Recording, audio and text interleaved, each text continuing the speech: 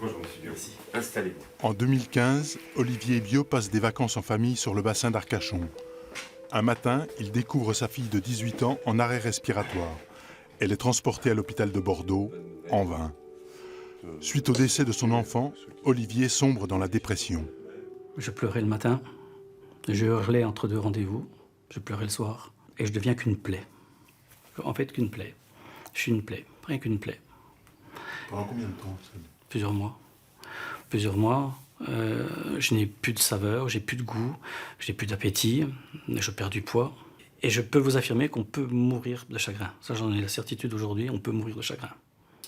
Après diverses tentatives de psychothérapie sans résultat, sur les conseils de son médecin, il consulte Sylvain Loy. Et on échange.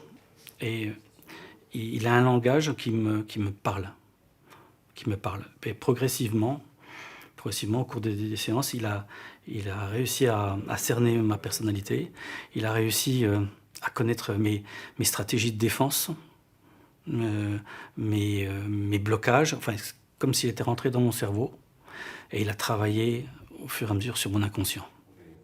Psychanalyste fidèle à sa formation freudienne, Sylvain Loy dépoussière le divan et propose la psychanalyse guidée. Ici, le patient ne se perd pas dans les méandres de son inconscient. Le patient arrive avec sa problématique, il me l'expose, et puis je vais tout doucement, à son rythme, le guider vers ce qu'il me semble être la cause, la racine de son dysfonctionnement, hein, c'est-à-dire le dysfonctionnement dans le sens stress, angoisse et autres. C'est ça qui est intéressant avec LPG, c'est comme je suis en train d'essayer de comprendre tous ces processus qui se jouent à l'intérieur de l'activité cognitive du cerveau, et bien de pouvoir, on va dire, lui permettre de supprimer des informations pathogènes qui sont dans son réseau neuronal, des centres corticaux qui sont à la base de la vie psychique et de l'activité cognitive, et en fait de lui permettre de s'en débarrasser. C'est à la bibliothèque de Besançon que le psychanalyste a mené ses recherches. Son objet, comprendre comment s'inscrit dans notre cerveau un événement traumatique. J'ai eu affaire à un militaire qui, en Afghanistan, avait sauté sur une mine. Et depuis ce temps-là, son cerveau était en mode danger mortel. Pourquoi? Parce que le cerveau, il n'y a pas de notion de réalité objective au niveau des neurones corticales. Il faut renvoyer un message comme quoi c'est fini, on est sain et sauf, et je dirais, je n'ai plus à être sur le qui-vive. Aurore était présente au moment des attentats de Nice.